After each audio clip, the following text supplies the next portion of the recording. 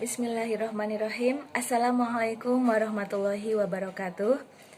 Kembali lagi di channel Isnaini Deka. Apa kabar teman-teman sekalian? Semoga senantiasa dalam keadaan sehat.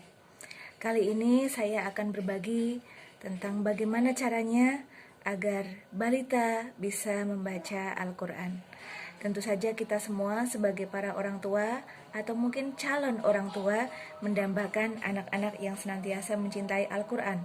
Mereka bisa membacanya dengan tartil, mampu menghafalkannya, juga mengamalkan isinya di dalam kehidupan.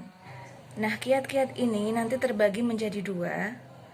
Yang pertama, kiat-kiat yang dilakukan ketika bayi masih berada di dalam kandungan. Jadi dilakukan ketika ibu masih hamil ya. Kemudian yang kedua, step-step yang dilakukan ketika bayi sudah lahir. Kiat yang bisa dilakukan ketika bayi masih berada di dalam kandungan adalah melakukan stimulus Qur'ani dan sounding positif. Stimulus Qur'ani misalkan dilakukan oleh seorang ibu, maka ibu tersebut harus sering-sering membaca Al-Quran, tilawatul Quran. Lebih baik lagi jika memiliki target ya. Misalkan dalam 1 bulan seorang ibu bertekad ingin menghatamkan Al-Quran, maka dalam 1 hari dia harus membaca 1 juz ya, atau semampunya. Bisa setengah juz, 1/4 juz, yang penting itu dilakukan terus menerus agar janin yang sedang dikandung juga merasakan adanya anugerah Quran. Kemudian bisa juga dengan menghafalkan Al-Quran, menghafal surat-surat di juz 30 misalnya, kemudian juga membaca tafsir Quran, atau ibu juga rajin mengikuti kajian Qur'ani. Sang ayah juga berperan dalam stimulus Qur'ani. Ketika sang ayah membaca Al-Quran, bisa juga diawali dengan mengelus perut istrinya, kemudian mengatakan kepada calon bayi bahwa ayahnya akan membacakan surat-surat di dalam Al-Quran. Adik, ayah mau mengaji, adik dengarkan ya. Maka sebenarnya tentang stimulus Qur'ani ini bisa dilakukan oleh kedua orang tua. Fleksibel saja, bisa jadi ibunya, bisa jadi ayahnya. Yang penting itu rutin dilakukan. Tidak perlu janin itu didengarkan musik-musik ya, tetapi lebih sering didengarkan murotal, itu lebih baik. Dan apabila orang tua terbiasa menghadiri majelis-majelis ilmu, majelis-majelis Al-Quran, menghafal Al-Quran, melingkar bersama teman-teman yang senantiasa mencintai Al-Quran, itu juga lebih baik. Maka munculkanlah lingkungan di dalam rumah ya, mulai di dalam rumah sendiri itu dengan nuansa Qur'ani. Kemudian sounding positif. Sounding positif ini juga bisa dilakukan oleh kedua orang tua, baik ibu maupun ayahnya. Nah, ibu di sini yang lebih berperan karena ibu yang mengandung, begitu ya. Maka misalkan sebelum tidur ataupun pada waktu-waktu tertentu, ibu mengusap perutnya, kemudian mengatakan kepada si janin, adik, ibu ingin kalau nanti kamu sudah lahir, kamu menjadi seorang hafid, seorang hafidoh. Adik, ibu ingin kamu menjadi anak yang soleh, anak yang solehah, yang membanggakan kedua orang tua. Ayah ibu ingin kamu bisa mencapai cita-citamu, cita-cita yang sukses di dunia maupun di akhirat. Kata-kata yang positif seperti itu, bernuansa Qur'ani, kemudian bermuatan doa yang terus-menerus dilakukan oleh seorang ibu, itu akan meningkatkan ikatan ya, bonding antara ibu dan janin itu sendiri.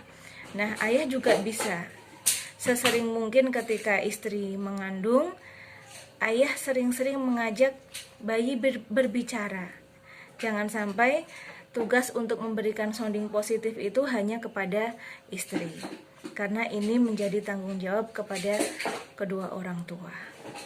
Ketika bayi sudah lahir, disambut dengan azan dan iqomah di kedua telinga kanan dan kirinya.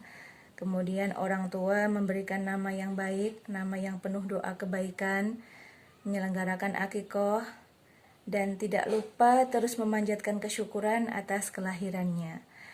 Seraya di dalam hati terus berharap kepada Allah bahwa anak tersebut insya Allah bisa membaca Al-Quran sejak dini, dengan cara-cara yang menyenangkan yang kemudian akan kita lakukan seiring usianya bertambah. Kemudian tentang stimulus Qur'ani ketika anak sudah lahir itu juga harus terus dilakukan, bisa dengan audio, dengan visual, audiovisual, itu memberikan dampak yang positif kepada bayi kita ya.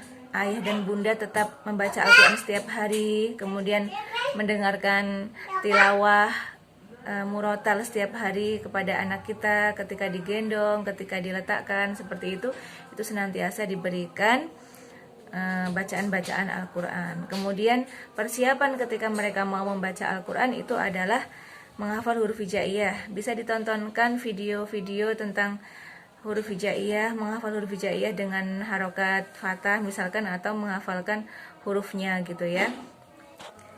Dilanjutkan dengan kita sebagai orang tua harus tahu target ya. Misalkan dia sudah mulai bisa menirukan kosakata ya, misalkan hanya satu kata atau satu suku kata, dua suku kata seperti itu, maka dia sudah bisa diajarkan menirukan. Misalkan targetnya adalah anak harus hafal huruf hijaiyah dengan harokat fathah, maka di usia 2 tahun misalkan ya, atau 2 tahun setengah, kita ulang-ulang terus, entah itu dengan lagu, entah itu dengan mengajarkan secara langsung ketika digendong, ketika bermain bersama, seperti itu ya. Nah, jadi tahu ini targetnya nih, misalkan sampai 3 tahun dia harus sudah hafal huruf hijaiyah gitu. Nah, begitu dia sudah hafal huruf-huruf hijaiyah, maka selanjutnya kita komitmen untuk mengajarkan dia dengan jilid atau dengan buku sesuai metode yang kita pilih ya. Misalkan saya menggunakan metode qiraati, buku-bukunya dengan buku qiraati. Tapi kadangkala untuk menghindarkan kejenuhan juga untuk anak karena masih usia kecil ya, itu pakai buku yang lain tidak masalah. Yang penting intinya tahu bahwa oh ya, ini nanti targetnya sebelum 4 tahun sudah bisa baca Quran gitu ya. Jadi kita tahu ya di sini apa yang sedang kita kejar, seperti itu. Dilakukan secara komitmen. Lebih baik lagi kalau jadwalnya rutin, misalkan pagi sesudah subuh, maghrib habis maghrib, seperti itu. Tapi kalau misalkan anak kita belum bisa diajarkan seperti itu, kita bisa lihat kapan mood dia yang terbaik. Misalkan saat bermain, misalkan saat kita baru memberi hadiah dan lain sebagainya, kita ambil momen itu untuk belajar. Kalau dulu sekedar info sekedar berbagi, biasanya kalau anak saya masih bermain waktu itu usia 3 tahunan, dia sedang bermain, dia kelihatan happy sekali, bahagia gitu ya. Saya akan mengambil waktu sedikit dari dia dengan mengatakan, wah lagi asik main apa nih kak gitu ya. Anak pertama saya main Lego ya, bikin apa ini? Nanti dia jawab bikin istana Umi gitu. Nanti saya akan menawarkan, tapi agak mengarahkan gitu ya. Umi ambilkan buku jilidnya kakak ya, yang jilid 2, kita belajar yuk 2 halaman aja. Nah, di saat itu karena anak sedang merasa happy, tidak ada penolakan. Yang penting juga ayah bunda juga mempersiapkan hadiah-hadiah kecil untuk pencapaian Ananda ya. Ketika dia berhasil naik jilid dari jilid 1 ke jilid 2, kita misalkan ingin membelikan sesuatu yang dia suka, berupa makanan juga tidak apa-apa ya, atau mungkin dia menginginkan sebuah mainan ya yang sederhana, tidak masalah kita berikan. Itu dalam upaya agar mereka senantiasa tetap bersemangat dalam belajar Al-Quran. Tentang hukuman ya, bisa dilakukan, bisa juga tidak. Kalau saya lebih memilih tidak, karena mereka masih usianya kecil, paling memberikan pengertian. Kalau misalkan anak malas, anak tidak mau mengikuti kata-kata kita berikan nasihat-nasihat yang baik, seperti itu. Yang jelas reward itu sangat berkesan dan akan meningkatkan semangat anak, karena mereka masih kecil. Tentang keikhlasan, tentang mencari ridha Allah itu kan masih prosesnya panjang untuk memahami hal itu gitu ya. Maka dengan hadiah-hadiah kecil itu bisa menjadi pengganti ketika mereka masih usia dini. Baik ayah bunda dan teman-teman semua, itu saja yang bisa saya bagikan pada kesempatan kali ini. Mudah-mudahan Allah memberikan jalan atas ikhtiar kita, menjadikan anak-anak bisa membaca Al-Quran di usia dini. Tetap semangat dan berusahalah, insya Allah Allah akan memberikan hasilnya. Jangan lupa like dan subscribe channel Isnaini DK. Sampai jumpa. Wassalamualaikum warahmatullahi wabarakatuh.